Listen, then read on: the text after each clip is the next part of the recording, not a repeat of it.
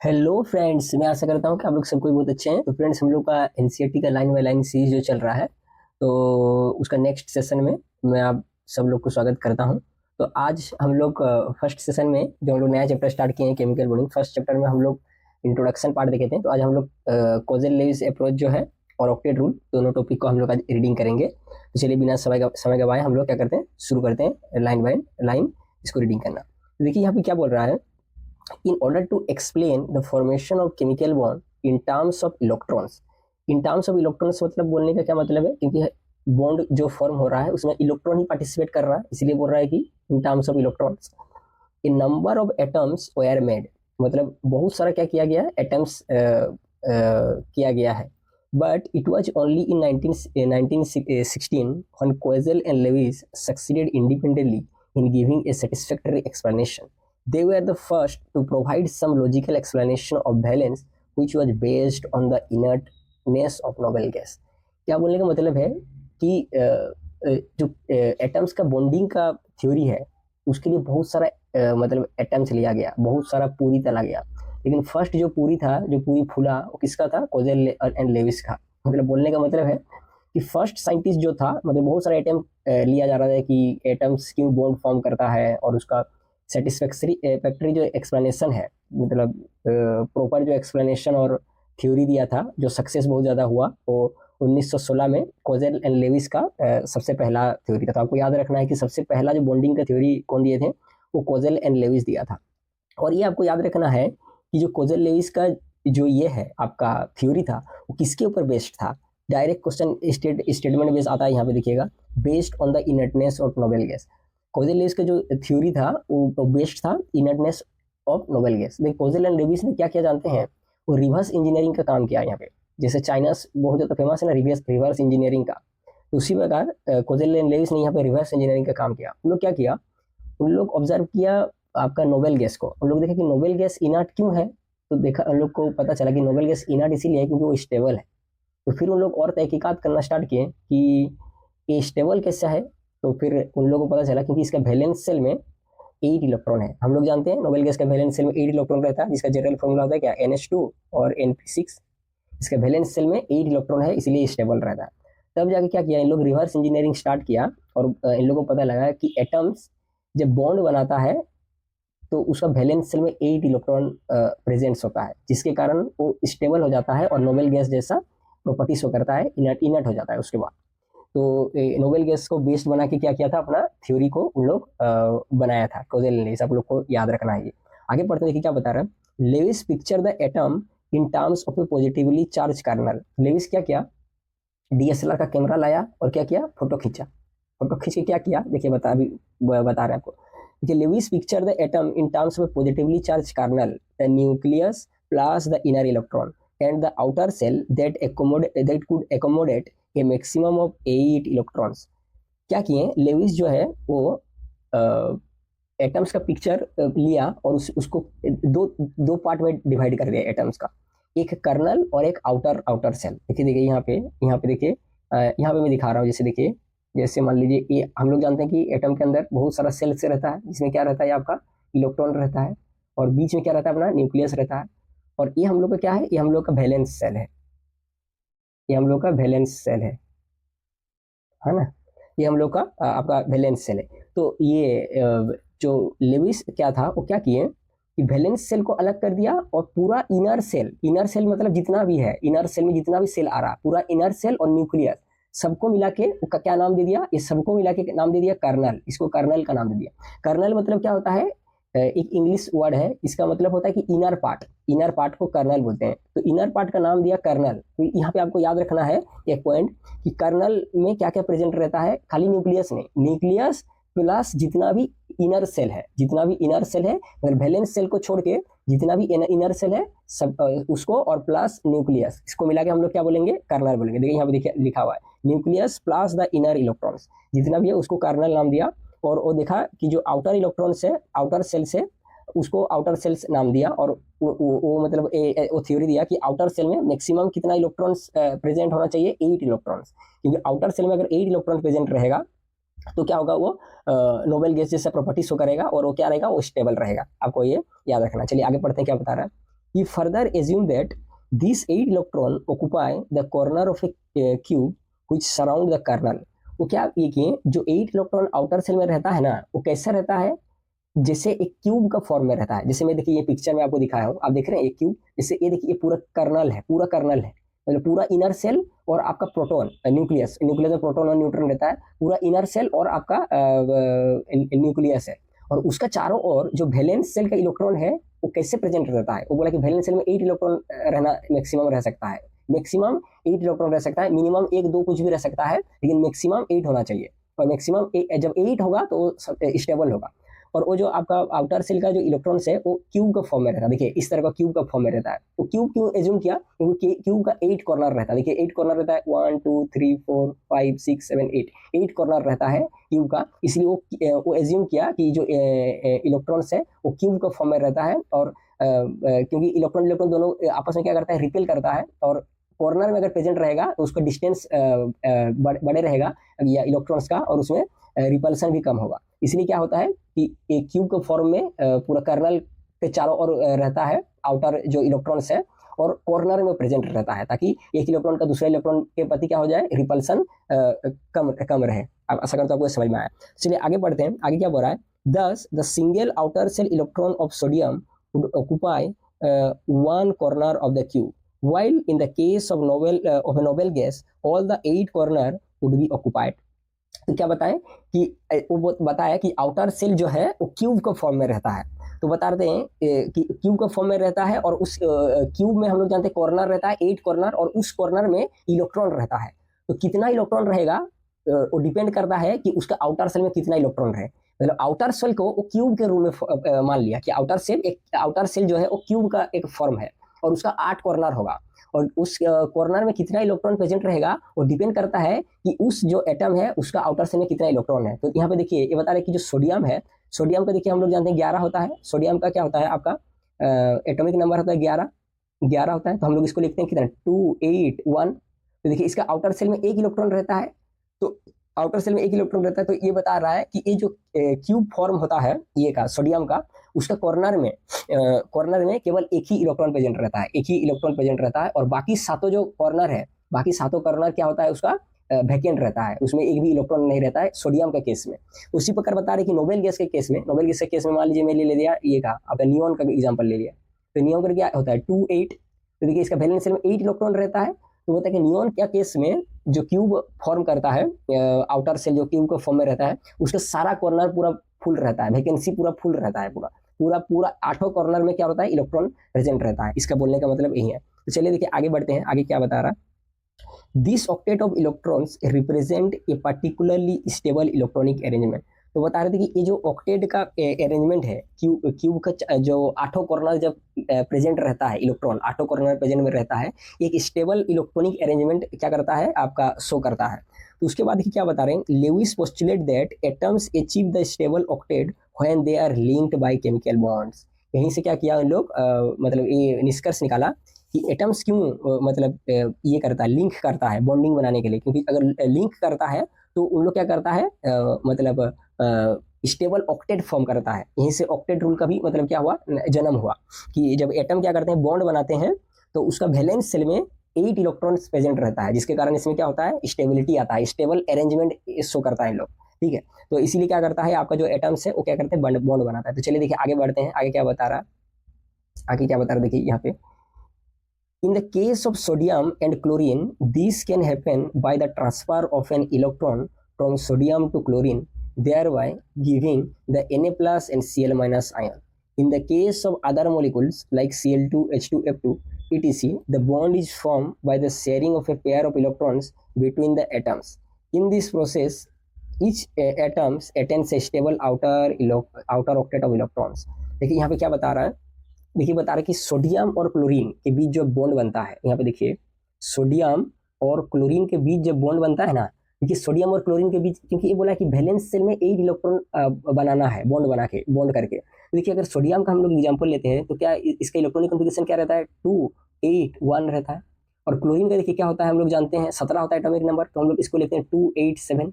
तो क्या होता है कि सोडियम अपना वैलेंस सेल में 8 इलेक्ट्रॉन कैसे ला पाएगा, जब वो क्या करेगा, 1 इलेक्ट्रॉन छोड़ देगा, एक इलेक्ट्रॉन को जब त्याग देगा तब देखिएगा एक इलेक्ट्रॉन त्याग देगा तो क्या हो जाएगा, इसमें इसका वैलेंस शेल में 8 इलेक्ट्रॉन हो जाएगा। और क्लोरीन अपना वैलेंस शेल में 8 इलेक्ट्रॉन कैसे ला पाएगा, जब वो एक इलेक्ट्रॉन क्या करेगा, ये करेगा, एक इलेक्ट्रॉन जब गेन करेगा तो फिर क्या करता है, सोडियम और क्लोरीन दोनों घूमता है, मैचिंग करता है कि ऐसा कौन एलिमेंट है जिसको केवल एक ही इलेक्ट्रॉन चाहिए, दूसरा नहीं, केवल एक ही इलेक्ट्रॉन चाहिए, उसको वो ढूंढता है सोडियम। और क्लोरीन भी ढूंढना स्टार्ट करता है कि ऐसा कौन सा एलिमेंट है जो केवल एक ही इलेक्ट्रॉन देने में सक्षम है, दूसरा नहीं देगा, केवल एक ही इलेक्ट्रॉन देने में सक्षम होता है। तो इन लोग दोनों निकल जाता है, तो ढूंढते ढूंढते क्या करता है, दोनों आपस में आ जाता है और दोनों गठबंधन का सरकार बना लेता है। ठीक है, सोडियम एक ही इलेक्ट्रॉन लूज करेगा और क्लोरीन क्या करेगा, उसको एक ही इलेक्ट्रॉन चाहिए, तो इन लोग क्या करता है, दोनों गठबंधन का सरकार बनाता है। तो इसलिए क्या करता है कि सोडियम क्या करता है, अपना एक इलेक्ट्रॉन को क्या देता है, क्लोरीन को देता है। जब एक इलेक्ट्रॉन क्लोरीन को दे देता है तो ये क्या बन जाता है, Na+ बन जाता है। और ये Cl जो है, यहाँ पे Cl है, ये Cl क्या हो जाता है, माइनस बन जाता है। देखिए दोनों में क्या अभी स्ट्रक्चर बन जाता है, इसका बन जाता है 2,8 और इसमें बन जाता है 2,8,8 बन जाता है। और दोनों में क्या होता है, पॉजिटिव और नेगेटिव का चार्ज ये हो जाता है, आपका डेवलप हो जाता है, जिसके कारण क्या होता है, पॉजिटिव नेगेटिव चार्ज के बीच electrostatic force of attraction develop हो जाता है। और उस फोर्स ऑफ अट्रैक्शन के चलते क्या हो जाता है, इन लोग के पास, इन लोग के बीच बॉन्ड बन जाता है। जैसे हम लोग प्रीवियस क्लास में हम लोग डिस्कस किए हैं कि बॉन्ड क्या है, एक फोर्स ऑफ अट्रैक्शन है। तो क्लोरीन और सोडियम और क्लोरीन के बीच जो फोर्स एग्जिस्ट करता है वो इलेक्ट्रोस्टैटिक फोर्स ऑफ अट्रैक्शन है, जिसके कारण वो क्या होता है, बॉन्ड बनता है। तो यहाँ पे क्या बता रहा है, एक चीज आपको ध्यान रखना है, आप एक चीज ध्यान रखिए, यहाँ पे क्या बता रहे हैं कि in case of sodium and chlorine, देखिए in case of sodium and chlorine this can happen by the transfer of electron from sodium to chlorine. देखिए क्या बता रहा है कि सोडियम और क्लोरीन के बीच जो बॉन्ड बनता है ना, तो इलेक्ट्रॉन का क्या होता है, आपको यह ध्यान रखना है, सोडियम और क्लोरीन के बीच ट्रांसफर ऑफ इलेक्ट्रॉन होता है। डायरेक्ट क्या होता है, इलेक्ट्रॉन ट्रांसफर कर जाता है क्लोरीन के पास। ट्रांसफर ऑफ इलेक्ट्रॉन कब होगा जानते हैं, जब दोनों एटम्स के बीच इलेक्ट्रोनेगेटिविटी डिफरेंस बहुत ज्यादा होगा। एक जो हाईली इलेक्ट्रोपॉजिटिव एलिमेंट्स होगा और दूसरा जो हाईली इलेक्ट्रोनेगेटिव एलिमेंट होगा, दोनों जब आपस में आएगा तभी इन लोग के बीच क्या होगा, ट्रांसफर ऑफ इलेक्ट्रॉन होगा, नहीं तो क्या होगा, ट्रांसफर ऑफ इलेक्ट्रॉन नहीं होगा, नहीं तब वो क्या होगा, शेयरिंग ऑफ इलेक्ट्रॉन होगा। तो देखिए यहाँ पे क्लोरीन जो है वो हाईली इलेक्ट्रोपॉजिटिव एलिमेंट्स है, ग्रुप 17 एलिमेंट्स का है। और ये जो अल्कली मेटल्स ग्रुप का है सोडियम, ये हाईली इलेक्ट्रोपॉजिटिव है, एक हाईली इलेक्ट्रोनेगेटिव क्लोरीन और सोडियम हाईली इलेक्ट्रोपॉजिटिव। तो दोनों जब मिलता है तो इनके बीच क्या होता है, ट्रांसफर ऑफ इलेक्ट्रॉन होता है। और जब ट्रांसफर ऑफ इलेक्ट्रॉन होता है ना, जब ट्रांसफर ऑफ इलेक्ट्रॉन होता है, एक चीज आपको ध्यान रखना है, जब ट्रांसफर ऑफ इलेक्ट्रॉन होता है तभी क्या होता है, आयनिक बॉन्ड का फॉर्म होता है, आयनिक बॉन्ड का तभी क्या होता है, फॉर्मेशन होता है। तो यहाँ पे बता रहा है, और क्या बता रहे हैं, लेकिन क्या बताएंगे, इन केस ऑफ अदर मॉलिक्यूल्स, देखिए अदर मॉलिक्यूल्स जो है, जैसे मान लीजिए Cl2H2F2, देखिए इन लोग के बीच इलेक्ट्रोनेगेटिविटी डिफरेंस बहुत मतलब 0 के आसपास है। देखिए दो क्लोरीन एटम्स आएगा और क्या करेगा, बॉन्ड बनाएगा, तो क्या होगा, इन लोग के बीच इलेक्ट्रोनेगेटिव डिफरेंस पूरा 0 है, क्योंकि क्लोरीन दो सिमिलर एटम्स है। तो उस समय क्या होता है, इन लोग कैसे बॉन्ड बनाता है, इन लोग के बीच ट्रांसफर ऑफ इलेक्ट्रॉन नहीं होता है, इन लोग के बीच क्या होता है, शेयरिंग ऑफ इलेक्ट्रॉन्स होता है। तो आपको ध्यान रखना है कि जब इलेक्ट्रोनेगेटिव डिफरेंस बहुत ज्यादा होगा तब ट्रांसफर ऑफ इलेक्ट्रॉन से बॉन्ड बनेगा, और जब इलेक्ट्रोनेगेटिव डिफरेंस बहुत कम होगा तब शेयरिंग ऑफ इलेक्ट्रॉन से बॉन्ड बनेगा। ऐसा करता हूं आपको ये समझ में आया, तो आप ये ध्यान रखिएगा। आगे चलते हैं, देखिए आगे क्या बता रहा है, लेविस सिंबल के बारे में हम लोग अभी डिस्कस करेंगे। देखिए क्या बता रहा है, in the formation of a molecule only the outer shell electron take part in chemical combination and they are known as valence electron. The inner shell electrons are well protected and are generally not involved in the combination process. G.N. Lewis, an American chemist, introduced simple notation to represent valence electrons in an atom. These notations are called Lewis symbols. For example, the Lewis symbol for the elements of second periods are as under. यहाँ पे क्या बता रहा है कि जो bond formation में है, मतलब मॉलिक्यूल जब बनाता है, एटम मॉलिक्यूल कैसे बनाता है, बॉन्ड बना के मॉलिक्यूल बनाता है।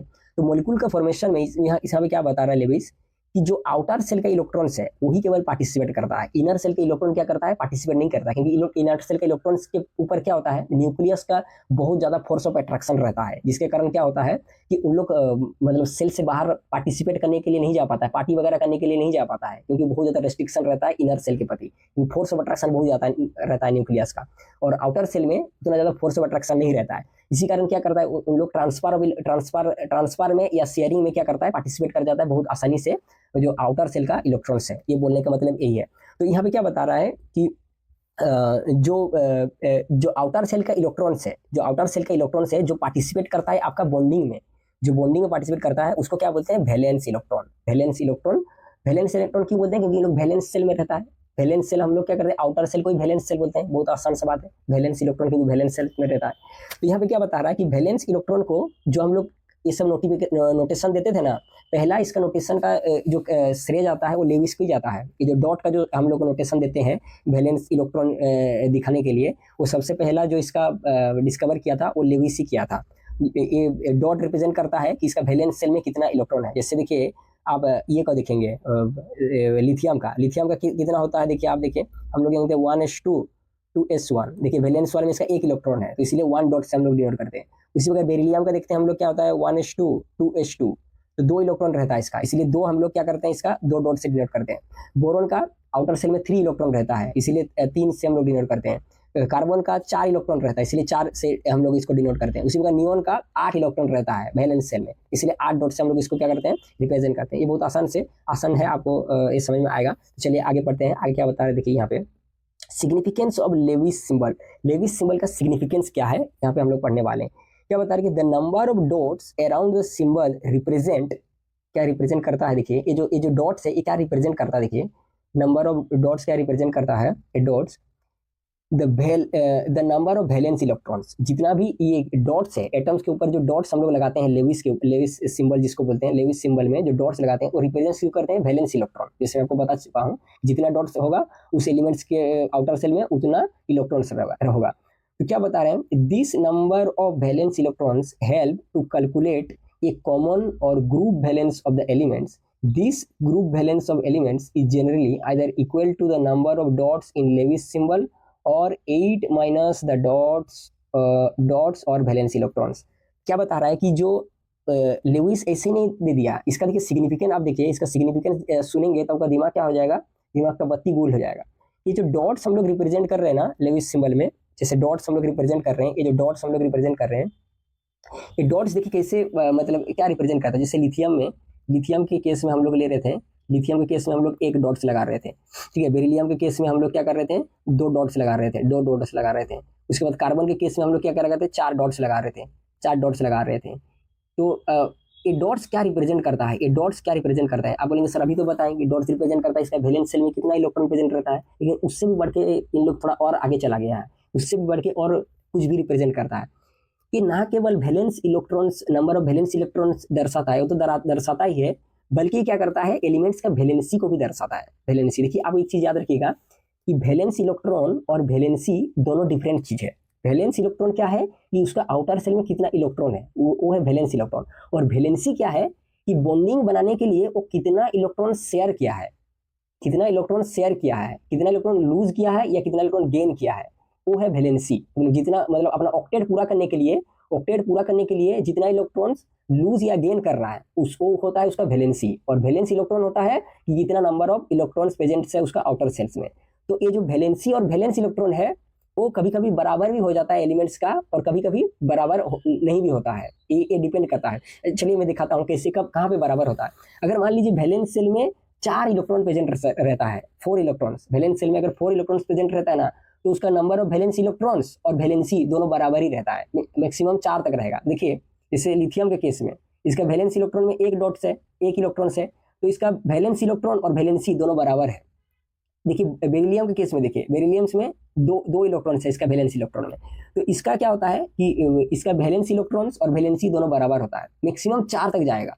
देखिए कार्बन के केस में भी इसका वैलेंस इलेक्ट्रॉन और वैलेंसी दोनों सेम होता है, लेकिन जैसे 4 इलेक्ट्रॉन क्रॉस कर जाता है, आप नाइट्रोजन का केस में लीजिए, नाइट्रोजन का कितना रहता है वैलेंस इलेक्ट्रॉन में 5 इलेक्ट्रॉन रहता है। जैसे मान लीजिए मैं यहाँ पे ले लेता हूँ 1 2 3 4 और 5 इलेक्ट्रॉन रहता है। तो इस केस में नंबर ऑफ वैलेंस इलेक्ट्रॉन और वैलेंसी बराबर नहीं होगा।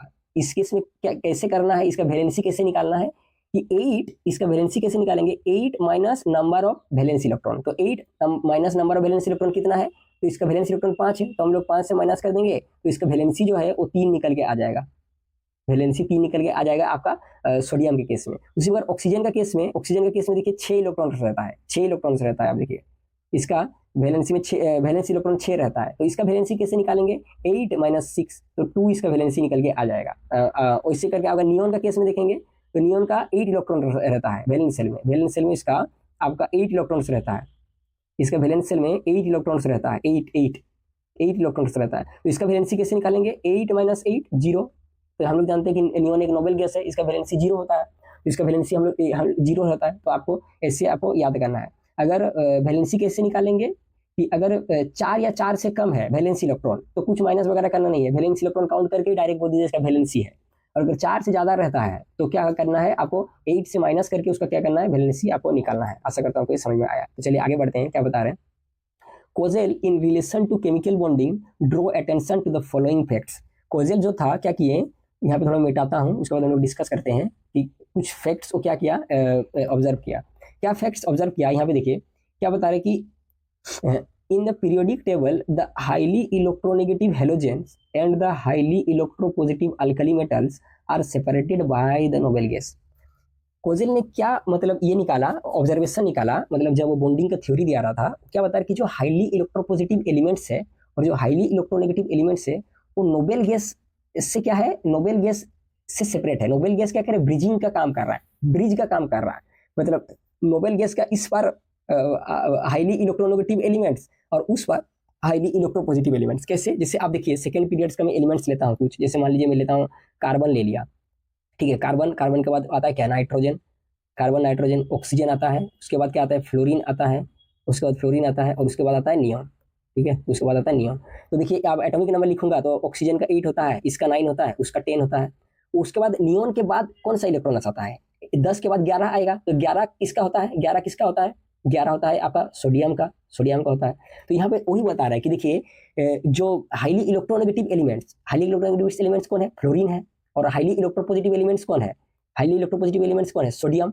और उनको सेपरेट कौन कर रहा है, फ्लोरीन और सोडियम को सेपरेट कौन कर रहा है, उनका बीच में कौन ये ब्रिज बना रहा है, वो है नियॉन। वो neon noble gas, noble gas क्या कर रहा है, ये जो हाईली इलेक्ट्रोनेगेटिव और हाईली इलेक्ट्रोपॉजिटिव एलिमेंट्स को क्या कर रहा है, वो सेपरेट कर रहा है, तो ब्रिज का काम कर रहा है। तो इससे क्या क्या वो कंक्लूजन निकाला था लेविस कि क्या कर सकता है कि नोबेल गैस बनने के लिए क्या करना है, जो ये है आपका फ्लोरीन है, वो क्या कर सकता है कि एक इलेक्ट्रॉन से लेके, क्योंकि एक इलेक्ट्रॉन का ही क्या है डिफरेंस है, एक इलेक्ट्रॉन से लेके ये नियॉन बन सकता है, और जो सोडियम है एक इलेक्ट्रॉन छोड़ के क्या कर सकता है, नियॉन बन सकता है, क्योंकि ये क्या है, ब्रिज का काम कर रहा है आपका जो नोबेल गैस है। ये ऑब्जर्वेशन निकाला था। चलिए आगे बढ़ते हैं और क्या बताया यहाँ पे, the formation of A negative ion from A halogen atom and a positive ion from alkali metal atom is associated with the gain and loss of electron by the respective atoms। जैसे मैं आपको बताया था, यहाँ पे हम लोग को और मैं डिस्कस करने की जरूरत नहीं। जैसे पॉजिटिव आयन जो फॉर्म करता है अल्कली मेटल क्या करता है, लूज करके, और जो हेलोजन एटम्स है जैसे क्लोरीन, वो कैसे नेगेटिव आयन फॉर्म करता है एक इलेक्ट्रॉन गेन करके। आपको ये हम लोग डिस्कस कर लिए हैं, इसको और डिस्कस नहीं करेंगे। तो चलिए आगे बढ़ते हैं, क्या बता रहे हैं, the negative and positive ion thus from attain a stable noble gas electronic configuration। The noble gas, with the exception of helium, which has a doublet of electrons, have a particularly stable outer cell configuration of 8 electrons NH2 NP6। तो यहाँ पे क्या बता रहा था, जिसे हम लोग डिस्कस कर चुके हैं, जो नेगेटिव आयंस और पॉजिटिव आयन जब बनता है तो क्या करता है, लोग मतलब stable noble gas electronic configuration क्या करता है, फॉर्म करता है, ये एक इलेक्ट्रॉन गेन करके और एक इलेक्ट्रॉन लूज करके। और यहाँ पे क्या बता रहा है कि जो नोबेल गैस है उसका जनरल इलेक्ट्रॉनिक कॉन्फ़िगरेशन क्या है, NH2 NP6, लेकिन इसमें एक क्या है, एक एक्सेप्शन है, जैसे हीलियम। हीलियम क्या है, एक एक्सेप्शन है। ये क्या करता है, सबका जितना भी नोबेल गैस है सबका मतलब इलेक्ट्रॉनिक कॉन्फ़िगरेशन NH2 NP6 है, लेकिन हीलियम क्या है, डबलेट बनाता है। इसका इलेक्ट्रॉनिक कॉन्फ़िगरेशन क्या है, 1s2। मतलब 2 में क्या करता है, ये अपना ऑक्टेट जैसा बिहेवियर शो करता है, स्टेबल बनाता है, मतलब डबलेट से। बाकी सब ऑक्टेट से, जितना भी नोबेल गैस है सब ऑक्टेट से स्टेबिलिटी शो करता है, लेकिन हीलियम क्या करता है, वो डबलेट से क्या करता है, डुप्लेट से क्या करता है, अपना स्टेबल कैरेक्टर वो शो करता है। चलिए आगे बढ़ते हैं, आगे क्या बता रहा है यहाँ पे देखिए, The negative and positive ions are stabilized by electrostatic attraction। मैं आपको पहले ही बता चुका, जो नेगेटिव और पॉजिटिव आयन है अपना, जैसे Na प्लस और अपना Cl माइनस, इसमें क्या करता है, इलेक्ट्रोस्टैटिक फोर्स ऑफ अट्रैक्शन लगता है। नेगेटिव आयन और पॉजिटिव आयन क्या करता है, इलेक्ट्रोस्टैटिक फोर्स ऑफ अट्रैक्शन से स्टेबलाइज रहता है। आगे पढ़ते हैं कि आगे क्या बता रहा है, यहाँ पे थोड़ा मिटा लेते हैं।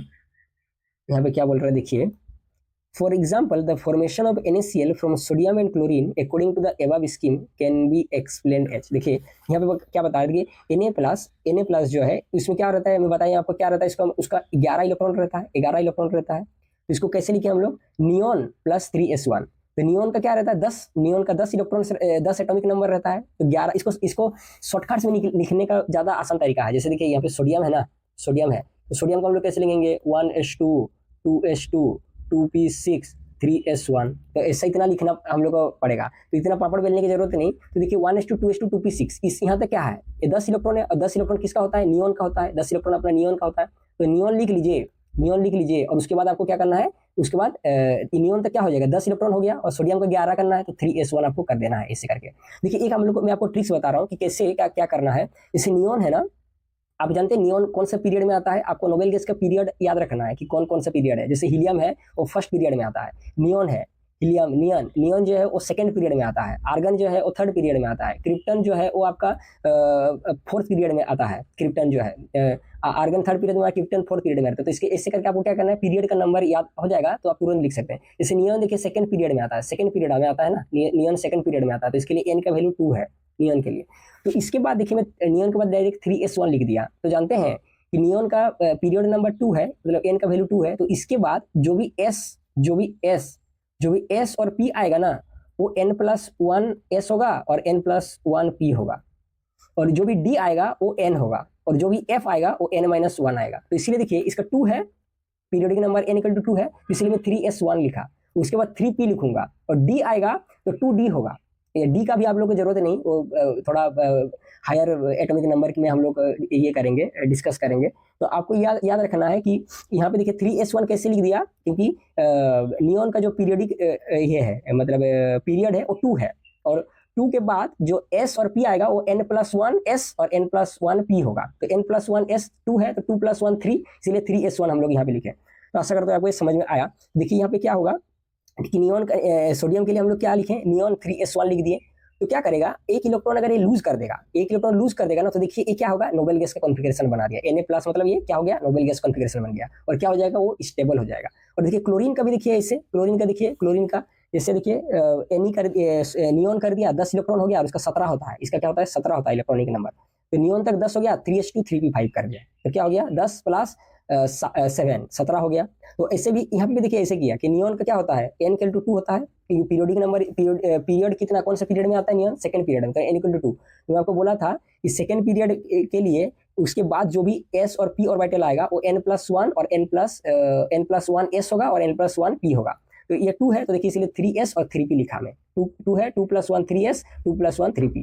तो आपको ये आशा करते हैं ऐसे करके आपको मतलब स्पीड में लिखना है, शॉर्टकट्स में। तो 3s2 3p5 कर दिया। देखिए अगर ये क्या करता है, एक इलेक्ट्रॉन ले लेता है, एक इलेक्ट्रॉन अगर ले लेता है, तो देखिए क्या हो गया, इसका स्ट्रक्चर क्या हो गया, नियॉन 3s2 3p6। अगर क्लोरीन से Cl- एक इलेक्ट्रॉन गेन कर लेता है, तो 3s2 3p6 हो गया। तो इसका इलेक्ट्रॉन टोटल अभी जब Cl- हो गया, तो एटॉमिक मतलब नंबर ऑफ इलेक्ट्रॉन कितना हो गया, 18 हो गया।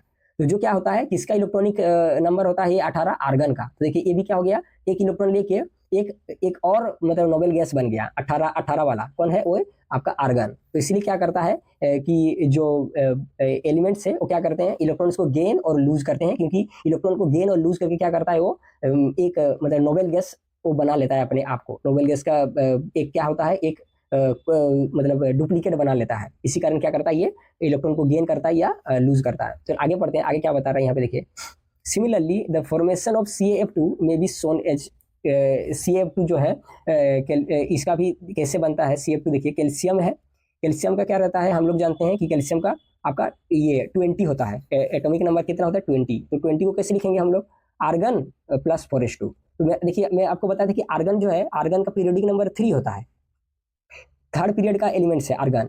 तो इसके बाद 4s2 में तुरंत कैसे लिख दिया, क्योंकि ट्रिक्स है कि ये थर्ड पीरियड का एलिमेंट से आर्गन, उसके बाद जितना भी s और p आएगा ना वो n+1s होगा और n+1p होगा। तो n+1s, तो इसलिए देखिए 4s2 कर दिया, क्योंकि ये थर्ड पीरियड का एलिमेंट है। इसके बाद जो भी s और p आएगा वो n+1 आएगा, तो ये 4s2 हो गया।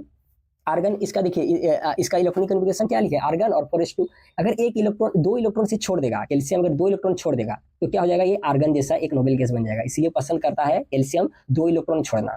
और क्या करता है, क्योंकि 2 इलेक्ट्रॉन छोड़ के क्या बन जाएगा, ये आर्गन बन जाएगा इसे। और देखिए सोडियम 1 इलेक्ट्रॉन क्यों छोड़ना चाहता है, क्योंकि 1 इलेक्ट्रॉन छोड़ के वो क्या बन जाएगा, नियॉन बन जाएगा। सब कोई क्या चाहता है, नोबेल गैस का आइडियल बन गया है, नोबेल गैस इन लोग को नोबेल गैस का मतलब सब कॉपी करना चाहता है, तो सब नोबेल गैस बनना चाहता है। इसीलिए क्या करता है, इलेक्ट्रॉन लॉस और गेन करता है। उसी प्रकार देखिए फ्लोरीन को देखिए, फ्लोरीन क्या करता है, एक इलेक्ट्रॉन गेन करता है। फ्लोरीन का हम लोग जानते हैं एटॉमिक नंबर कितना है, 9 है, तो इसको कैसे लिखेंगे, हीलियम 2s2 2p5 हम लोग लिखेंगे इसका। देखिए यहाँ पे देखिए वही ट्रिक्स जो ट्रिक्स आपको बताया था, हीलियम का पीरियोडिक नंबर कितना है, 1, फर्स्ट पीरियड का नंबर है, फर्स्ट पीरियड, इसके लिए n का वैल्यू 1 है। तो इसके बाद जितना भी s और p आएगा वो n+1s होगा, n+1p होगा। तो इसलिए हीलियम के इलेक्ट्रॉनिक कन्फिगरेशन हम लोग ऐसे लिखेंगे, हीलियम 2s2 2p5। तो क्या करेगा, एक इलेक्ट्रॉन अगर वो ले लेगा ना, तो देखिए क्या हो जाएगा इसका, इसमें 10 इलेक्ट्रॉन्स हो जाएगा। तो 10 इलेक्ट्रॉन्स किसका है, नियॉन का है, तो क्या बन जाएगा वो एक दूसरा आपका नोबेल गैस बन जाएगा नियॉन जैसा। तो इसलिए क्या करता है, फ्लोरीन एक इलेक्ट्रॉन लेना चाहता है।